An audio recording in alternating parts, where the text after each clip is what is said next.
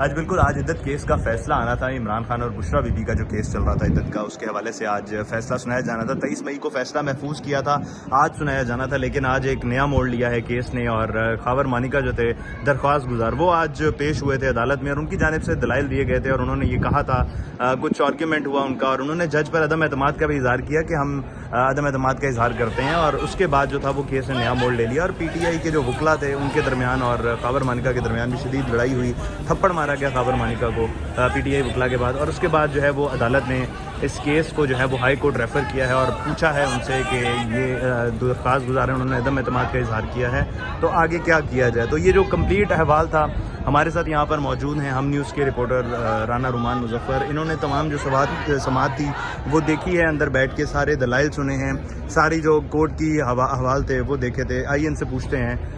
रुमान साहब, ये बताएं कि यहाँ पर क्या हुआ है, कोर्ट में केस क्या था और उसके बाद जो फैसला दिया गया है वो क्या था, और खावर मानिका को यहाँ पर थप्पड़ वगैरह भी पड़ा है, क्या इसकी सच्चाई है? देखिए उसामा, आज इद्दत निकाह केस जिसमें बानी चेयरमैन PTI और बुशरा बीबी के हवाले से ये फैसला 23 मई 2024 को महफूज किया गया था। जो दरख्वास्त गुजार थे खावर मानिका, वो भी अपने वकला के साथ जो है वो कमरा अदालत में पेश हुए, जबकि PTI वकला की एक बड़ी तादाद और कारकुनान की एक बड़ी तादाद जो कमरा अदालत में मौजूद थी। सेशन जो जज हैं शाहरुख अरजमंद, वो इस केस की समाअत कर रहे थे। उन्होंने इस तमाम केस को जो है वाइंड अप किया और इस केस का जो है फैसला महफूज किया था। आज फैसला सुनाया जाना था, लेकिन जूं ही ये समाअत स्टार्ट हुई, जो PTI के जो वकील थे रिजवान अब्बासी, वो कोर्ट में पेश नहीं हुए, जिसके बायस ये अदालत की जो कार्रवाई है 8 बजे स्टार्ट होकर जो है वो 10:30 बजे जो है वो उसमें वक्फा कर दिया गया 10:30 बजे तक।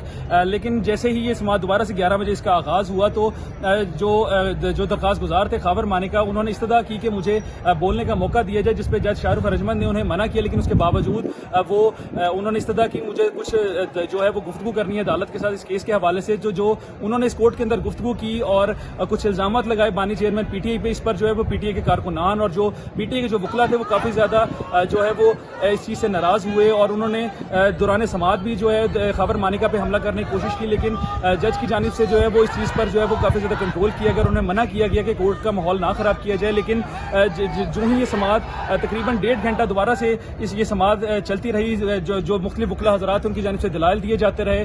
तो दलाइल के दौरान जो है वो PTI के कारकुनान थे, मर्द भी थे, खवातीन की जानिब से खावर मानिका के ऊपर जो है वो PTI चेयरमैन इमरान खान पर जो इल्जामात लगाने की सूरत में जो है वो बोतलें बरसाई गई। और इसके साथ साथ जब वकला उन्हें कोर्ट रूम से बाहर ले जाने की कोशिश कर रहे थे, तो PTI की जो खवातीन थी उन्होंने उनके ऊपर जो है वो थप्पड़ भी उनको मारे। और जिस तरह ही कमरा अदालत से उनको बाहर लेकर आया गया, तो PTI के जो वकला थे वो खावर मानिका पे टूट पड़े और कुछ वकला ने बीच में पड़ के बीच बचाव करवाने की कोशिश की। लेकिन खावर मानिका को जो है वो वकला जो है वो राउंड अप करके यहाँ से अदालत से बाहर ले गए। ये बताएं कि यहाँ पर काफी बड़ी तादाद में सिक्योरिटी होती है, इस्लामाबाद पुलिस होती है, तो खावर मानिका के लिए इस्लामाबाद पुलिस यहाँ पर बीच में नहीं आई उनको बीच बचाव कराने? देखिए, कमरा अदालत के अंदर जो है वो 1 से 2 लोग होते हैं पुलिस के एहलकार, इससे ज्यादा को तो अलाउ नहीं होता। और इसी तरह कमरा अदालत के बाहर भी 1 से 2 एहलकार होते हैं। तो ये जो अदालत का जो बाहर का अहाता होता है, वहां पे बड़ी तादाद में पुलिस के जो एहलकार मौजूद होते हैं। लेकिन ये पुलिस के एहलकारों की जो है वो काफी ज्यादा उनसे दूर थे। जब इनके ऊपर हमला किया गया तो वकला ने जो है उन्हें काफी ज्यादा सेव किया।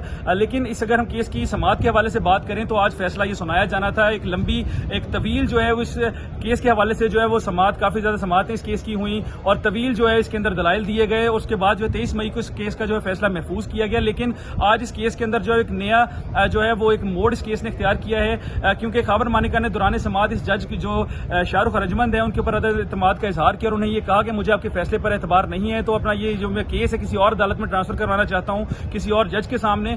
जिस पर जो है वो जज शाहरुख अरजमंद जो है वो इजहार बरहमी का उन्होंने इजहार भी किया और वो उठकर जो है वो अपने कमरे अदालत से बाहर चले गए, अपने चैम्बर में चले गए। और अभी कुछ देर पहले जो है ये नई डेवलपमेंट जो सामने आई है, जज शाहरुख अरजमंद ने इस्लामाबाद हाई कोर्ट को खत लिखा है कि उन्हें इस चीज पर जो है वो हिदायत की जाए कि मजीद इस केस को आगे किस तरह से लेकर चला जाए, या फिर ये जो केस है जिसका फैसला 23 मई को महफूज किया गया था, इसे किसी और अदालत में पेश किया जाए। वैसे बेशतर औकात हमने ये देखा है कि जब तमाम केस के दलाइल मुकम्मल हो जाते हैं और केस इस नवैयत का होता है और इस मोड़ पर आ पहुंचता है जब केस का फैसला सुनाया जाना होता है, तो अदम एतमाद की कोई वैल्यू नहीं होती। लेकिन ये जो खत सामने आया है, इसमें ये वाज़ेह तौर पर जो है वो जज शाहरुख अरजमंद की जानिब से जो इस्लामाबाद हाई कोर्ट को भेजा गया है, उसमें ये मौका इख्तियार किया गया है कि हमें इस चीज़ पर रहनुमाई हमारी की जाए, हमें हिदायत की जाए कि या तो हम इस केस का फैसला जो है वो सुनाएं या फिर हम इस केस को किसी और अदालत को पेश करें। तो अब देखना यह है कि इस्लामाबाद हाई कोर्ट जो है इस केस के हवाले से क्या अहकामात जारी करती है। बहुत शुक्रिया रुमान, आपने सारी हमें हवाले से बताया। अब ये जो है वो इस्लामाबाद हाई कोर्ट को रेफ़र हो चुका है मामला, तो अब इस्लामाबाद हाई कोर्ट की जानिब से इस फैसले पर जो है वो समाअत की जाएगी। जी।